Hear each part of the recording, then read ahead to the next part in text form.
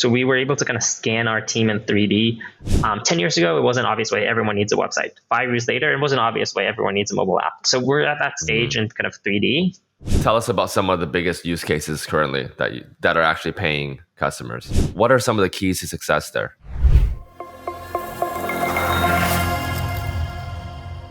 Hello. Welcome back to another episode of Marketing on Mars. Today we got Alon Grinshpoon. Am I saying it right? You are. Love it. Cool. He is currently the founder, or was the founder, and is currently the CEO of Echo 3D. We're going to learn a lot more about that later, but apparently it's you've been in YC, got into Techstars, crazy things, 3D, AI, Metaverse application. We're going to learn everything about that. But first, our tradition is to start the episode off. We're putting you on the hot seat. So we're going to get a shot of hot sauce. What do you got for us today, Alon?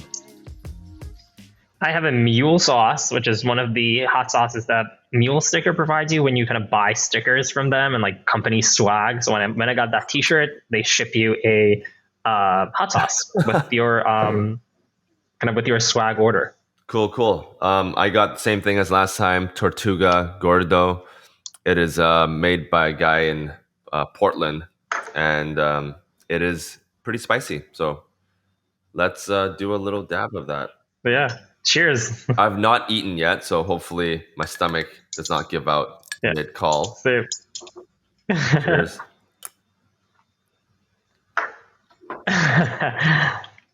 Great way to start. Oh God. It never gets easy. It never gets easy. Oh my God. Yeah. We're good. How was yours? It's great. Not too spicy. Not a big fan of spicy. Yeah, but we're good. Okay. All right, Alon. Now that you're on the hot seat, we're gonna ask you. Yeah. Well, maybe let's start off with your background.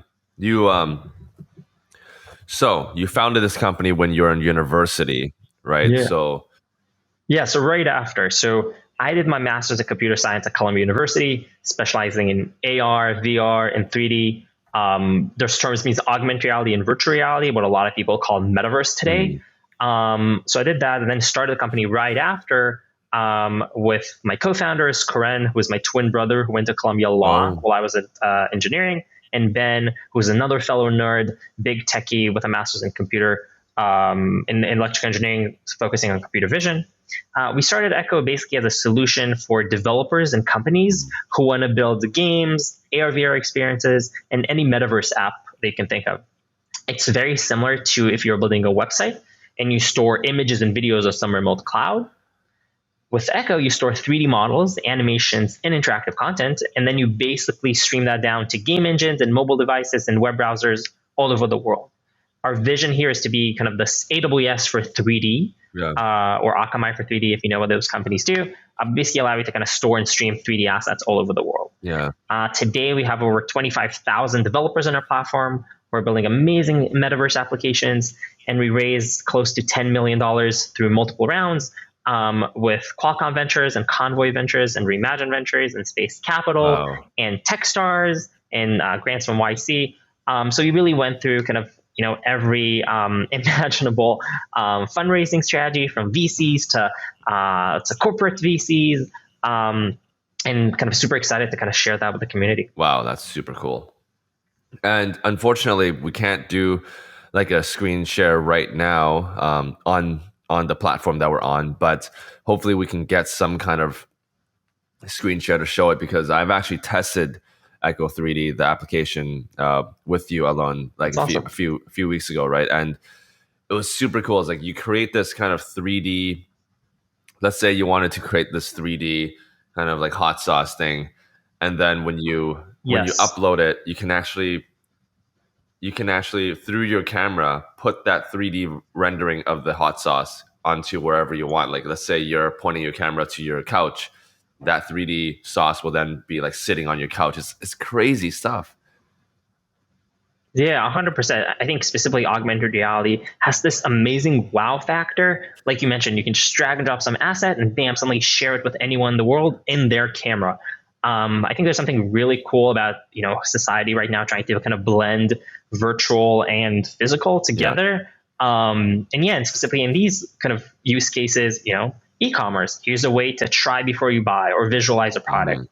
In gaming, obviously, people use 3D avatars, which is a great way to kind of represent yourself or identify with a kind of a different entity. We see that in marketing and advertisements, people are basically pushing their brands through face filters and stuff that we're seeing a lot on TikTok and Snapchat. And we see that a lot in training and kind of data visualization or, again, even surgery prep that people do in virtual reality before they're actually doing a surgery. So it's really, really cool. Yeah, no, there's I imagine there's a lot of use cases. So, quick recap: almost $10 million raised to date, Yeah. and 25,000 developers. So, are these developers that are? It's kind of like open source where you can just go in and just start building your own stuff? Is that what you call the 25 developers? 25,000 developers? Yeah, so it's not open source. There's a subscription. There's a free tier that you can use. Again, Right. very similar to other developer tools. But you can definitely go right now to our website at www.echo3d.co, register for a free account, play around with it, upload 3D assets, share them with friends. This is something that we really, really believe in, basically allowing everyone to use 3D and augmented reality and virtual reality really quickly. And one of the things that we had to really work on, and that's actually something that we did while we went through Techstars, is kind of minimize time to hello world. We really want it to be super, super easy to deploy applications really, really quickly. So you'll see it when you start using Echo that you can basically, register, upload a 3D model, see it in augmented reality, and that takes like a minute. And that's something that we're really cautious about. And for everyone who's listening out there, like trying to build a product, really focus on getting your users from A to Z really, really quickly. Wow. So before Techstars, was it a very different? Um, I guess the beta or alpha version, was it very different from what it is today? Yeah. Yeah, 100%. So Texas really transformed our company in that regard. We really came in with a strong team and a strong product, but not a lot of traction. And a lot of things that we learned during Techstars is how to do developer evangelism right, how to really focus our product on developer communities, and basically take it to the next level. I think what's cool about accelerated programs like Techstars and YC and 500 Startups is they really, really help you take a company to the next level. Usually, I really encourage entrepreneurs to apply at any stage.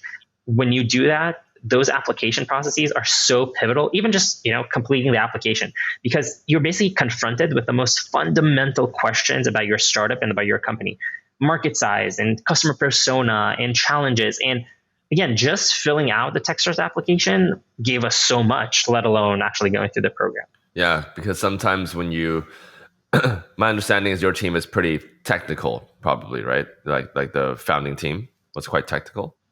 Yeah, so the founding team is quite technical, and we obviously had a lot of challenges to figure out like the non-technical stuff of the business. And obviously now our team has grown, and we kind of scaled up. But obviously that kind of was a challenge at the beginning that we're able to solve through the right partners. Yeah, exactly. So basically, if I were to sum it up, you guys are basically like an AWS or Google Drive folder for 3D assets. Is that kind of what you guys are doing, or is it a lot more than We that? basically allow you. Yeah, I mean, there's obviously a lot more than that. That's kind of the kind of the tip of the iceberg that people mostly understand, like an AWS for 3D. But usually, what we have is basically again solutions for storage, streaming, and processing of 3D assets. So imagine that you have a 3D asset of a hot sauce, which actually I'm going to upload to our kind of cloud, and I'll share it later. That you can kind of add that as like kind of a link that people can kind of share and see a hot sauce in 3D. Cool. But basically, you upload it to Echo, then we take that 3D asset, we convert it, we compress it, we make sure it works on all of the different devices out there, if it's Android or iOS or game engines like Unity and Unreal.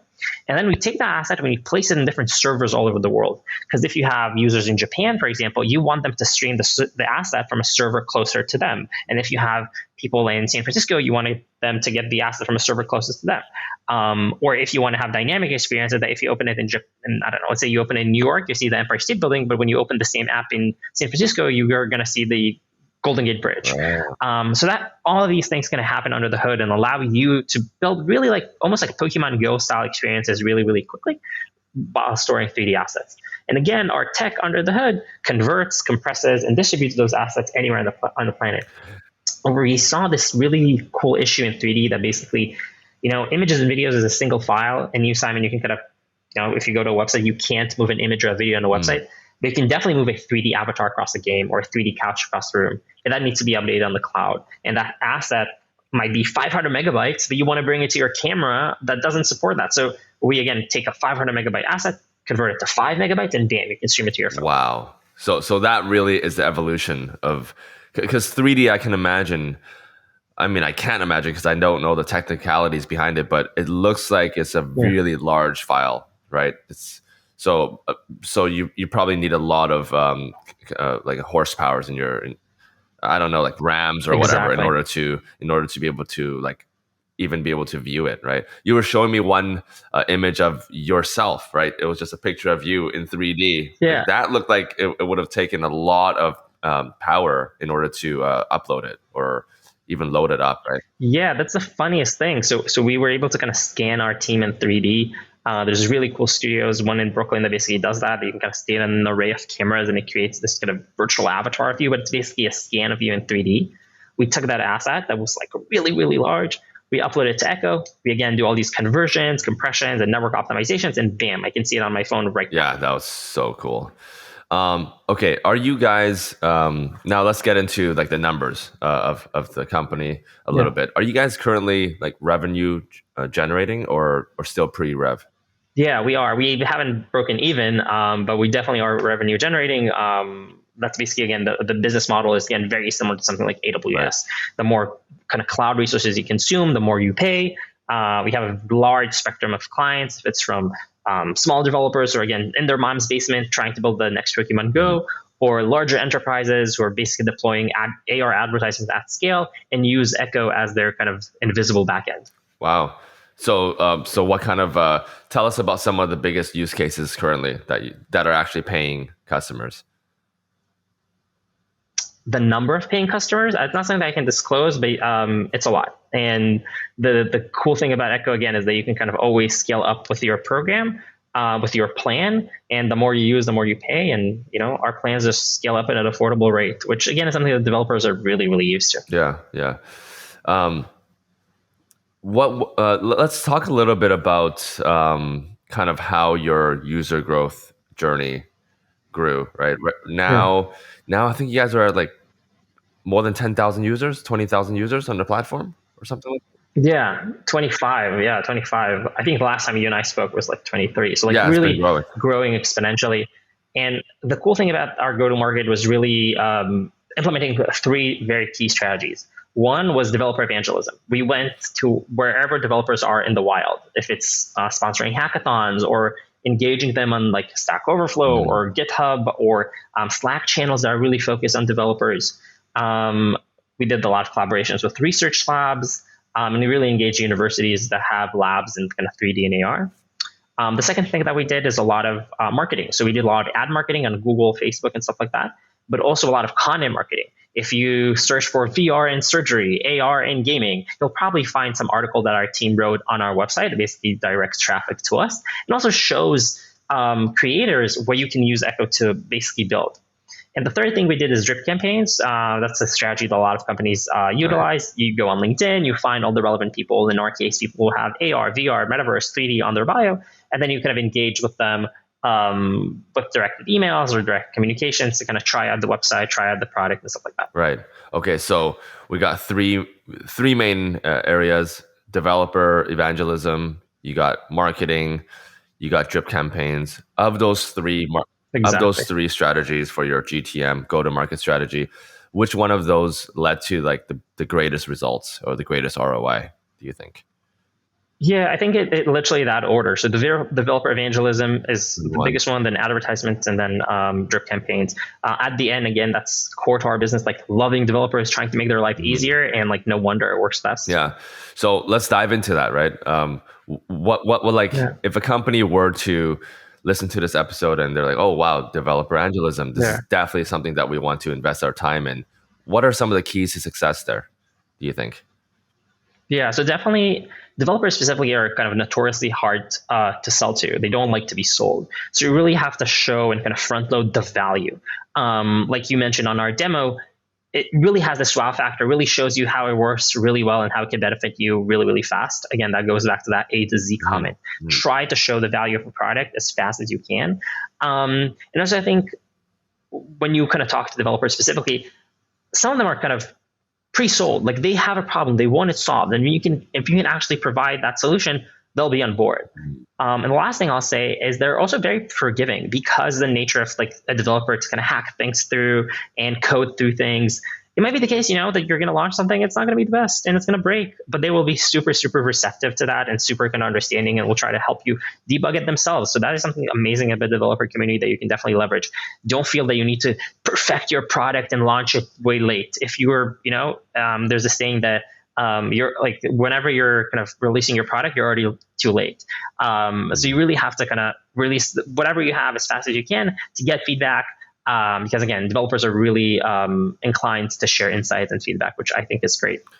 Okay, so now you got 25,000 developers on, but talk to us about the first like 50. That probably was the hardest to get, right? Like, oh, that was really hard. Yeah, that was really hard, and also like again, kind of unexpected. It's like, will the program crash? Will it work? Will it, like stuff like that. So what's interesting about that, so I think the first one was I did a live demo back in the day at some meetup.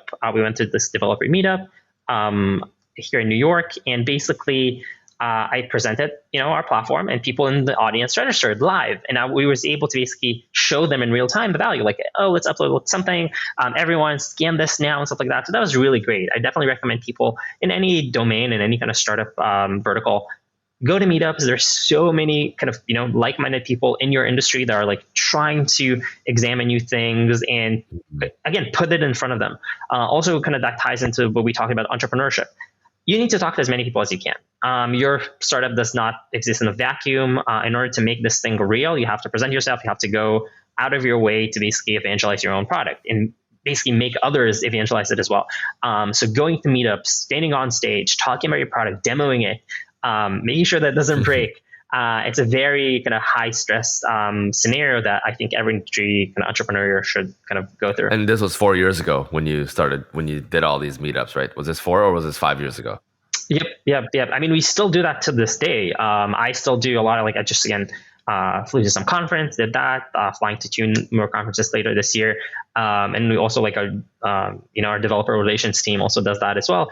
It's something that we're kind of, it never ends. Like this process of constantly engaging the community, constantly being a part of that is something that we, again, champion. Right. So in the beginning, you guys probably joined a lot of communities that were pre-built and just joined in as a member. Now you probably have your own community and people will join your community. Yeah, right? I definitely encourage people to join our Slack. There's an active community there who are like basically sharing what they're building, asking for help, asking for support, showcasing their work. So definitely, again, go to our website and kind of check it out. And also, it's, again, specifically in this kind of remote world that everyone kind of is working from home, it's kind of great to have a community that, like, if you're building something, you want, again, people who can help you out, and everyone's in front of a computer anyway, so why not kind of work together? The same way you and I are just, recording a podcast together, which it might be the case that a few years ago that would sound like, unexpected to people. Same with coding, same with like, project building. If you're building something, there's probably somewhere out there that can help you that is building the same thing or building something similar. You should definitely work together. Yeah. One of the things that work really well with B2B sales or growth is the use of webinars. And I can imagine you guys do a lot of those as well, right? Yeah. Oh, that's so funny that you mentioned. Yeah, that's one of our, again, kind of when it comes to developer evangelism and in a sense, marketing for developers, it's something that we did a lot. Even last week, we had a really cool webinar in partnership with a company called the NextNav. They do a very cool, the IPO, the publicly traded, they do this really cool device that allows you to understand a location in vertical space. So you can, how GPS allows you to know, like, in a sense, X and Y, like where am I in X and Y space, but this also shows you like where you are in the elevation. Whoa. So I can say I'm on the 7th floor, on the 5th floor. And we did a really cool partnership with them around building 3D applications, augmented reality applications that basically change the visualization. So you can imagine that you're walking into a building like a skyscraper, and then you open an app on floor number 3, you're getting some content, you're getting stuff like that. Then you take an elevator to the floor number 7, yeah. The entire application changes, all the data is changed, and that's basically where you're at, which is really, really cool. Again, that's kind of one of the benefits of Echo provides developers. You can build one app, but the content is constantly dynamically changing based on your location, based on your localization and stuff like that. Hey, marketing idea. Halloween is coming up. What if you turned a building into like a haunted house? I mean, it'll be free. It'll be my freaky, God, 100%. That would be phenomenal, phenomenal. And also ties in so beautifully to, that theme of like just getting experience, like teleported to a new world, ghosts and stuff like that, seeing ghosts in augmented reality. That could be unbelievable. It would be freaky, really freaky, but would be super cool. I definitely agree. And also, like, look how cool is this? Like, sometimes you can kind of just brainstorm really cool ideas, and you can only realize, oh my God, people need 3D so much. People need AR so much. So I kind of challenge everyone who's listening. Think how AR, VR, 3D, Metaverse can be injected into your industry. 10 years ago, it wasn't obvious way everyone needs a website. 5 years later, it wasn't obvious way everyone needs a mobile app. So we're at that stage in kind of 3D. Try to kind of hack why my industry needs it, and I am guaranteeing to you that like your industry needs that desperately. Yeah. So developer evangelism, webinars, the last couple of last pieces, Google PPC or just regular marketing. Talk to us about what worked and what didn't work there when it comes to marketing to developers, especially in this pretty niche area of 3D and AI. Like what worked and what didn't work. Yeah, so phenomenal. Yeah, so we did a lot of things on again, like we tested all the platforms. If it's Google, if it's Facebook, if it's Twitter, LinkedIn even, and we really saw an interesting mix. Google worked really well. Facebook worked only if you really targeted on specific posts for specific groups. That again, that these groups are focused on 3D development and stuff like that. Twitter worked okay. LinkedIn was also pretty good. The interesting stuff was actually Quora. That again, it's not a social network, but if you advertise there, and this is a place that a lot of developers look for kind of answers, that's a really interesting place to kind of advertise, and that worked well for us. Stack Overflow is another one that again, that's very developer focused. But it's really, again, going back to that initial thought of like, where are developers hanging out? Right. And again, specifically in our case, it's developers, but for every marketeer, where is your customer persona hangs out? Where do they spend their time online? And try to inject yourself. And I think for us, understanding like Quora is a place that, again, non-obvious, was a really good kind of channel acquisition avenue, I guess. So of all those different channels, Google, Quora, Stack Overflow, Facebook, which one provided the highest ROI for you, do you think? Google, I think definitely is the best one. Comes to reach at the end. If you think about it, a lot of developers at the end, they have some issue, they will Google that issue straight up. So definitely Google. They still have a very strong and kind of rightly so a strong kind of ad on ads and directed marketing. Yeah, for sure. Cool. And then the last piece, drip campaigns. This is like you mentioned, you're kind of finding people on LinkedIn that has Web3 or Metaverse on their bio, putting them into like a drip or email campaign and just sending out essentially cold email campaigns, right? Yeah. I mean, that's kind of a classic approach a lot of kind of outbound sales teams do. Not reinventing the wheel here. People do that. For us, it was just, again, trying to home in on the right customer persona, homing in on the right person to get that email and what's the likelihood that they'll actually open and read it. And also, again, let's say they did read it. Are we doing our best job in making sure that it's really easy for them to register, to start using the product? Again, from A to Z. If they opened an email, how easy it is from that email to using the product. And we always try to kind of minimize that process. And what was the success there? And what were some of the, I guess, things that you've learned or things that worked really well? Yeah. Long emails go directly to like spam, if not trash. Again, we're talking about developers and talking about like people who have technical savvy, like really focus on the problem, really focus on the value proposition. I mean, I think the mistake a lot of people, marketeers do, they will send like a really, really long email, like perhaps not kind of personalized, and then just go straight to the trash. So you really have to kind of make sure that the email is short, that the value proposition is clear, and the call to action, register, use our platform, is really, really kind of visible. And you mentioned early on, developers hate being sold to. I think a lot of people hate being sold to. So what was there like a conscious effort to make this email not so salesy, like banners and making it look beautiful and just focus on the text? Or like, were there things that you guys did there? Yeah. 100%. That was such a good point, because a lot of the also like spam filters will throw you directly to spam if you overdo it. Even links, sometimes if you overdo with links, it will just throw you out. Like sometimes the best, like plain text with some kind of invitation is the best. Even if you have no links, people will go to like your name, will see, oh, what's that domain, and will check you out. So it's definitely true. And again, from a technical perspective, like sometimes you will literally be thrown off through spam filters, and you don't want to do that. It's like exactly, the worst. Yeah, for sure. Well, this is awesome. So you guys have raised a bunch of money, 10 million to date, 25,000 developers, a bunch of users already making some revenue, getting some use cases now. What's to come? Let's talk 6 months down the road. What is there like a milestone that you guys are looking to forward to next? Yeah, so I'm definitely drinking the Kool-Aid when it comes to AR, VR, Metaverse stuff. I'm super excited about our partnership with Qualcomm specifically. They are pushing a lot of AR, VR hardware. They have the Snapdragon chipset that basically today powers every AR, VR headset out there, including the Oculus Quest. So I'm super excited about seeing more and more hardware, more and more headsets, more and more kind of devices for developers to build applications for. And the cool thing about that is, again, we have direct connection to those creators, and specifically with Qualcomm, and we show how you can upload something to Echo and bam, stream that to an AR device or stream that to your glasses or a headset.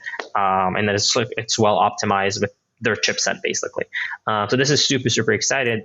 And again, I don't know, I'm like a big nerd who likes toys. So like I buy every kind of AR, VR headset on the market, which I encourage a lot of people to do these days. It's cheaper than a console.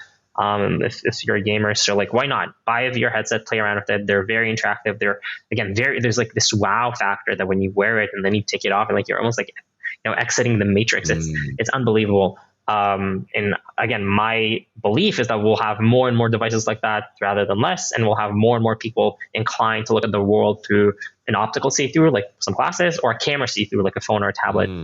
And we see that already. If you think about, like, again, any person who is younger than me uses TikTok, Snapchat, literally looking at the world through their phone, looking at the world through a camera, and that camera allows you to overlay data, like face filters, like that's augmented reality. They don't call it like that.